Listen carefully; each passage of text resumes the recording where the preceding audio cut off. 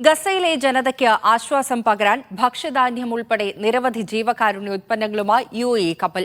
ഫുജൈറയിൽ നിന്ന് പുറപ്പെട്ട കപ്പൽ ഈജിപ്തിലെ അൽ അരിഷ് നഗരത്തിൽ നങ്കൂരമിട്ടു. മൊത്തം 4016 ടൺ ഉൽപ്പന്നങ്ങളാണ് കപ്പലിലുള്ളത്. 2.5 മാസത്തോളമായി തുടരുന്ന യുദ്ധം, അതേ തുടർന്ന് ദുരിതത്തിലായ ഗസ നിവാസികൾക്ക് കൂടുതൽ സഹായം ഉറപ്പാക്കാനുള്ള നീക്കത്തിന്റെ ഭാഗം കൂടിയാണിത്.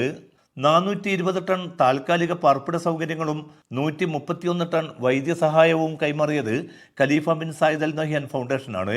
Zayed bin Sultan Al Nahyan charitable and humanitarian ഫൗണ്ടേഷനും ഇതിൽ കൈകോർത്തു.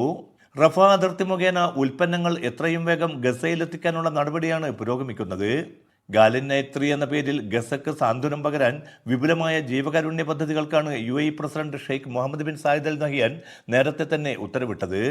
കുടിവെള്ള വിതരണം ഉൾപ്പെടെ നിരവധി പദ്ധതികളും ഇതിന്റെ ഭാഗമായി UAE ഗസയിൽ നടപ്പാക്കി വരികയാണ്. ഈ മാസം മാത്രം ഏതാണ്ട് 8000-ഓളം ടൺ ജീവകാരുണ്യ ഉൽപ്പന്നങ്ങളാണ് UAE മുൻകൈയെടുത്ത് ഗസയിൽ എത്തിച്ചത്. Media 1 Dubai.